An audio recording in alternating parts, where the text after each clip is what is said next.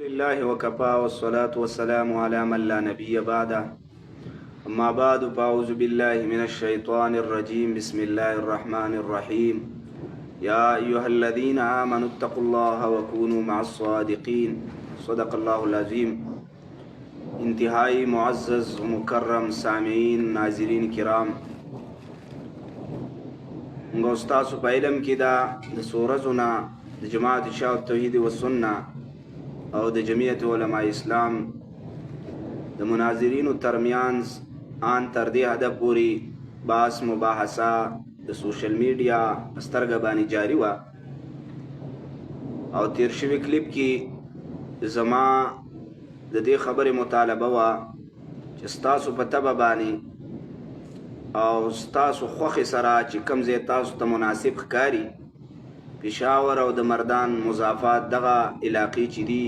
مفتی محمد بلال دیوبندي صاحب هغوی د یو مجبورۍ د یو عذر د هغې اقرار کړی و. العذر عند کرام الناس مقبول. بله دا چې تیر شو مناظرو کې دا ترتیب جاري و. علامه وحید الله وحدان صاحب سره چې کومې مناظرې وي نو پای کې به تاسو ویل چې سوات به هم نه وي، پېښور به هم نه وي، تاسو موږ ته یا ځای راکوئ بټخیله کې یا به موږ درو. نو په دغه طرز باندې او په دغه نهج باندې موږ تاسو ته ویل چې په بټخیله یا په دغه علاقو کې چې کوم ځای راکوئ. تاسو ته موږ په فون باندې چې کومه خبره کړې وه چې مفتی حجت الله صاحب ځای نو هغه ډېر مناسب دی، تاسو یې موږ به نه پابند کوو. نو صحیح ده، موږ هم نه پابند کوو. باقي نور ځایونه که ستاسو کومه خوښه وي د اصولو مطابق خبره موږ تاسو سره وکړله. په کار دا وه د کلیپ په ځای باندې چې یو منټ دوه تاسو ایستلی وی او موږ سره فون رابطه کړی وی نو ډېر ژر به مناظره مقرر شوې وي. خو زما یقین رالی چې تاسو مناظرې ته تیار نه یئ. د یو خبرې وضاحت کول غواړم. تاسو ویل چې ستاسو ملګري د تیر شوي زیارت په جمعرات او جمعې په ورځ باندې چې کومه مناظره موږ کوله نو دوی نه و تیار. لعنت الله علی الکاذبین. نو قاری طیب الرحمن صاحب لره قسم ورکوي حلفاً دې دا خبره وکړي ما ته دا وایي ستا کومه خوښې. نو ما ورته وویل ټیک ده، که تاسو زیارت جمعې په ورځ باندې تیار یا زموږ اختر دی. ما ویل په یوم الزینه باندې موسی علیه السلام او د فرعون په مابین کې مناظره شوې نو سنت به را ژوندي شي، څه خبره خو نه ده. موږ په دغه ورځ هم تیار وو، خو بیا تاسو موبایل فون کټ کو، د هغې نه پس موږ ویل چې د اختر نه پس شي نو خبرې موږ ویل ټیک ده، تاسو ته چې کوم ټیم مناسب ښکاري. نو بیا هغه الټا دغه شرم دا په موږ راواړو چې تاسو چې کوم دی دې نه تښتېدلي یې. نو کذب بیاني فراډ دوکه دا خو ستاسو طبیعت ثاني دی، په دې به تاسو نه خفه کېږئ. او مناظرې کول په دې باندې خېټې ساتل او د خلکو نه چاندې راټولول او د علماو وقار او عزت تار تار کول او علماو پسې استهزاء بد اخلاقي نازیبا الفاظ استعمالول دا خو ستاسو کار دی او دا ستاسو ملګري تاسو ته وایي، دا موږ نه وایو، د هغوی صرف خبره نقل کوو. موږ په دې باندې به تاسو نه خفه کېږئ. صرف دا یو خبره کول غواړم د دې کلیپ نه بعد که تاسو کې علمي ذوقي او مناظرې سره ستاسو شوقي او تاسو کې څه ناسې جرأت وي نو په کار دا دی چې تاسو موږ ته رابطه وکړئ. تاسو کې دا یو بد صفت دی چې تاسو ته چې څوک چیلنج درکړي نو تاسو 5 میاشتې 6 میاشتې غلي یې. لکه ختم نبوت باندې تاسو ته چې مفتی محمد بلال دیوبندي صاحب کوم چیلنج درکو او دا په دې وجه باندې دا ستاسو د وجې نه دا فتوا په تاسو باندې ولګېده او ستاسو اصولو مطابق چې په آیات النبي صلی الله علیه وسلم باندې چې کومه مناظره وه پای کې تاسو هغه عبارت راواخیستو چې نیلوي صاحب نبوت د روح صفت وایي نو په لحاظه د مرګ نه پس د نبوت نه انکار کوي، دی بدل نه د نبوت نه دی قایل. مفتی محمد بلال دیوبندي صاحب تاسو ته په دې تېره شوي دا اوس چې کومه نږدې وخت کې کومه مناظره وشوله په دې کې تاسو په دغه عبارت کې راونیولئ وتښتېدئ. تاسو موږ مجبور شو په دې باندې تاسو ته مستقل د مناظرې چیلنج درکړو. دا خو ستاسو یو لوی اقدام دی چې په چا باندې یو لویه فتوه لګوئ. نو په دغه عبارت په وجه باندې دغه اصولو مطابق څونه عبارتونه داسې دي چې په دې سره تاسو د ختم نبوت نه او ستاسو مشران د ختم نبوت نه منکرین معلومیږي. او بیا نیلوي صاحب صفا ویلي دي چې په روز په موت سره نبوت نه ځایله کېږي. ګڼ شي عبارتونه یا د به تاسو غوږ نه کېوست. نو د یو عبارت نه لازمېدل پرېږده، بلکې هغه الټه په الټه د ماتوریدي او د اشاعرو عبارت راخیستل او پای کې ما هغه نعوذ بالله لیکلې ده او هغه په بل چا باندې چسبانول او غلطه فتوا ورکول، د هغې نه غلطه نتیجه ایستل. نو دا خو ستاسو عادت و، موږ مجبوره شو چې په دغه اصول سره په تاسو باندې چې کومې فتوی چسپانېږي په تاسو باندې ولګو.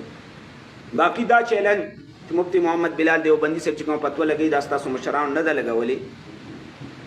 نو دغه انسان او دغه شخص چې دی دا غریب په دې نه پوهېږي چې یو پیرو ته جواب وکړلی شي. بعضې جوابونه خو ده هضم کړي دي، بلکل یې هضم کړي چې صحابه په صفت باندې فتوا لګول دا خو زمونږ منشور دی او زمونږ میشن دی. دا خبره یو جماعت ټارګټول نو دا یو مجبورۍ په صورت کې شوي. مجبوري دا ده چې ستاسو مولوي ندیم صاحب چې دی نو هغه به اوسه پورې فتوې لګولې دا د عذاب قبر نه منکر دي، یعنې په الفاظ دیګر دي کافر دي، حیات النبي نه منکر دي، داسې دي داسې دي، سماع موتا کې دي، صحابو ته د کفر نسبت کوي، شرک فتوې لګوي، دا قسمه قسم پای کې الحمدلله تاسو ته شکست ملاو شوې او ستاسو هغه الزامات ختم شو. نو زمونږ نمبر راغلی دی، موږ ته به اوس غوږ دی. نو په هغې کې تاسو چې په موږ اوسه پورې فتوې لګولې نو موږ به بلکل تاسو سره د هغه الزام نه تاسو به کوم الزام تړلو نو د هغې جواب به موږ ښه په شرع صدر سره او ښه په کولاو سینه کولاو تندي سره د هغې جواب موږ تاسو ته درکو. اوس زمونږ نمبر دی نو تاسو به موږ ته د دې جوابات راکوئ، دا نه چې الټه تاسو چیلنجونه قبول کړئ. شپږ میاشتې ورکې استئ او بیا تیاري وکړئ، بیا راپاڅېږئ او بیا وایي دیو نه تیارېږي. موږ 3 ورځو کې مناظره کوو. ستاسو 3 ورځې موږ لیدلی وی که نه چې په ټیم کې تاسو چیلنج د مناظرې قبول کړی وی. نو دا د مجبورۍ په صورت کې او بل که ته دا وی چې ټول جمعیت ولې ټارګېټ کوئ او دارنګه مفتي روح الله هم وایي او د هغه ملګري هم داسې وایي. نو ګوره صحابه موږ دې وجې نه چې د جمعیت په سټیجونو باندې به دیو بکواسات کول، بد اخلاقي به یې کوله، چیلنج بازي به یې کوله او الټه د دغه مشایخو د طرف نه به دیو تایید کړي، دیو حوصله افزایي به یې کوله، بجا د دې باندې چې د دیو تردید شوی وي او د دیو خولې بندې شوی وي نو د دیو به تایید کېدلو. نو موږ مجبور شو چې خامخا دیو به ورسره په دې خبرو کې په دې اصولو کې به ورسره دیو متفقي د دیو به ورسره رضایي. نو ځکه په ټول جماعت باندې دا فتوا راغله او بیا هم موږ وایو چې وللاکثر حکم الکل په ټولو باندې زموږ فتوا نه ده. هغه خلکو چې هغه د ده سره په دې عقیده کې متفق دي. نو دغه روح الله والا ګروپ چې دی مولوي روح الله صاحب دیو دې په کلاو غوږونو واوري چې ګوره موږ چې تاسو باندې فتوا لګو نو هلې لګو چې تاسو د دې ندیم سره په دې اصولو کې متفق یې، نو بیا ځان دې فتوې ته تیار کړو. که نه یې متفق نو سره تاسو زموږ د دې فتوې د لاندې نه راځي. بار بار موږ د دې وضاحت وکړو. نو عالم سړی او مسلمان سړی په یو خبره پوهېږي نو تاسو موږ مجبوره کوي ځینو جواباتو ته. ګنې دې خبر تاسو مینس کې سره راځئ د الله بندګانو اوس خو تاسو دیو ډال کړي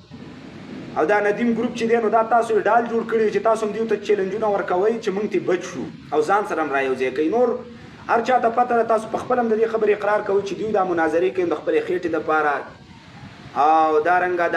آمدنۍ دپاره، دارنګ چاندو دپاره، د ګاړو اخیستلو دپاره دیو دا مناظرې کوي. په دې خبره خو تاسو موږ سره متفق یې. او دارنګ بد اخلاقي، دارنګه استهزاء او د علماو وقار او شان او عزت تار کول دا خو د دیو شیوه ده، د دیو عادت دی. نو په دې کې په کار دا وي چې الټه تاسو موږ سره ملګري شوي تاسو د دیو نه براعت کړی اوس هم دا وایم په کار دا ګوره دا تاسو جمعیت کې نه حسابوئ. تاسو ته چې کم دی سیپیان وایي او تاسو دیو ته معتزله وایي. ساجد نقشبندي ته ساجد نقشبندي دا خاص ملګري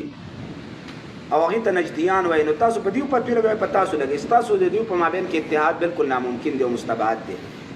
هغه کدان جمعیت ته منسوب کوئ نو موږ ته دا خبره واضحه کوي او موږ ته په دې خبره کې اعتماد راکوي چې موږ د جمعیت علماء اسلام د طرف نه دفاع کوو. نو په لحاظه په دې صورت کې به تاسو د دیو نه براعت کوئ نو هله به موږ تاسو سره کینو. ورنه تاسو سره به بیا موږ اصولي او علمي انداز او اخلاقي انداز او په ادب په دایره کې دننه به موږ تاسو سره مناظرې کوو. که تاسو دا خفه کېږئ زموږ پیر صاحب ته غلط الفاظ استعمالوئ نو هغه تاسو مجبوره کړي. پیر صاحب هم کله کله زیاتې کوي موږ کوري دي او داسې دی او داسې نو عالم ته داسې ویل دا هم مناسب نه دي. موږ هم داسې الفاظ راځي خو زموږ ضمیر دا نه برداشت کوي. که زموږ ملګري ځینې تیزي وکړي نو تاسو مجبوره کوي. باقي دا خبره فتوا چې دا نو د علماء دیوبند د طرف نه معتمد علما چې کوم یا خیر الفتاوی ولا حسن الفتاوی نو هغه زمونږ د مشایخو معاصر دي. د الله بنده ته دا پته هم نشته چې د معاصر سړي فتوا د بل په خلاف باندې حجت یو که نه. نو زه به اوس تا ته چې قاضي شمس الدین صاحب فتوا را مخې ته کړم، د حضرت نیلوي صاحب رحمت الله علیه د هغې فتوا، دارنګه د شیخ العرب والعجم، شیخ القرآن والحدیث علامه محمد طاهر نور الله مرقده د هغې فتوا نو بیا به ته دا نه منې حالانکه هغوی هم د علماء دیوبند نه د هغوی سره یې واسطه وه او د دیوبند نه فراغت شوی دی هغه د علماء دیوبند سره صحیح تعلق لرونکي دي نو زه به تا ته د علماء دیوبند فتوې وښیم دارالعلوم دیوبند 100 ساله پروګرام کې نظامت چا کو او پای کې 10 منټه تقریر چاله ورکړل شي او نیمه ګنټه او ډېر چاله ورکړل شي زموږ مشایخ الحمدلله هر چا ته پته ده صحیح دیوبندین او د علماء دیوبند د اکابرینو په نسبت باندې مقبول شخصیات کم خلک دي باقي د دې وسنو فتوی نو دا زمونږ خلاف سره حجت نشي کېدلی دا معاصرین دي او دا وسني علما دي په دې کې هر قسمه خلک داخل شوي او صرف دا یو خبره کومه چې ستاسو د ټولو د جمعیت علما اسلام چې کم سنجیده علما دي ستاسو سره هم په دې فتوا کې متفق نه دي لکه مثال په طور باندې علامه منظور منګل صاحب او دارنګه مفتی اسماعیل تورو صاحب داسې ګڼ شي علما دي دارنګه مفتی تقی عثماني صاحب سره دې نه چې په خپله فتاو کې ویلي چې دا اشاعت توحید والسنه صحیح د اهل سنت والجماعت دي په هغه فتوو پسې تاسو خندا کوئ د هغې خلاف دی تاسو خو د خپلو مشایخو د خپلو اکابرینو د مشن نه خلاف روانې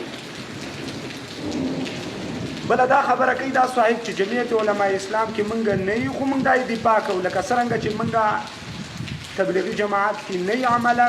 دا په جهادي او مجاهدینو سره نه تصوف په میدان کې نه عملي طور باندې نو صاحبه چې ته په داسې شیانو کې نه نو نظریه او عقیده خو ستا د هغوی سره متفقه ده که نه برابره ده نو موږ خو تا سره باز په عقیده کې کوو که په عمل کې ستا سره باز کوو جمعیت علماء اسلام په سیاست باندې خو ته موږ سره تیارېدی هم نشي چې باز په کې دغه جمهوریت ټیک دی او که ټیک نه دی هغه ځان له خبره په عقیده جمعیتین دا حیاتیان دی او که نه ولې که دا مماتیان دي ستاسو په نسبت باندې یا دا سیفیان دي یا بریلیان دي نو چې په عقیده کې ستا سره متفق نو ستا خو استادان دي ځینې ستا پیران دي ځینې ستا مشایخ دي نو خامخا به ته مجبورا د هغوی دفاع کوې نو داسې خو نه ده چې بیا ته ووایې چې مثال په طور دا کتاب زما خلاف باندې حجت نه دی څنګه نه دی په عقیده کې خو ستا سره یو دي عمل کې دي یو که نه دا هم ستا یو ناروا خبره ده د جهل نه ډکه خبره ته چې زه عملا نه جهاد کوم او نه تبلیغ کوم هر څه مې نه کړم په یو وخت کې خو بیا کې که نه 24 ګنټې خو یو سړی ټول میدانونو کې نشي شریکېدلی داسې خو موږ وي خو دفاع خو ستا حق دی چې ته به دفاع کې د خلکو باقي دا نه مخکې به تا د جمعیت د سټیجونو نه چې زه جمعیت یم او خو زه د مفتی محمد بلال دیوبندي په واسطې سره چې کوم دی تا د جمعیت نه انکار وکړو اوس خو مجبورا ته دا بار بار وایي چې جمعیت علما اسلام کې داخل نه یم خو ستاسو کار تمویح کول دي یعنی دروغ ولا د رښتیاو جامو راغوستل دا ستاسو کار دی او بیا داسې افتراعات او دارنګه استهزاءات او دارنګه فتوو لره الزاماتو لره تاسو هغه د علماء دیوبند په جامه کې خلکو ته پیش کوئ دا ستاسو شنیع او قبیحه غلطي ده او په دې باندې خلک چې کوم دی تاسو د حق نه اړوئ د حق د ملګرتیا نه د قرآن د اورېدلو نه دا ستاسو د یهودو طرف نه تاسو ته دا په میراث کې او دا تاسو ته په هدیه کې درکړی شوي دا کار او دا میشن د اهل حقو خلاف کول او دا د باطل پرستو د مخکې نه دا دستور او دارنګه د هغوی میشن را روان دی چې کذب بیاني او دارنګه افتراعات او استهزاء دې له به تاسو په ژبه د حق پرستو په ژبه باندې دا تاسو خلکو ته وړاندې کوئ نو بیا به په خپل جال کې او په دې کذب کې به تاسو کامیابېږئ اعاذنا الله من مفتریاته و سوء عاداته د رب العالمین نه دعا ده چې الله رب العالمین دې د علماء دیوبند صحیح مشن د هغوی دستور او عقیده موږ او تاسو ته په شان د لمر نوره هم واضحه کړي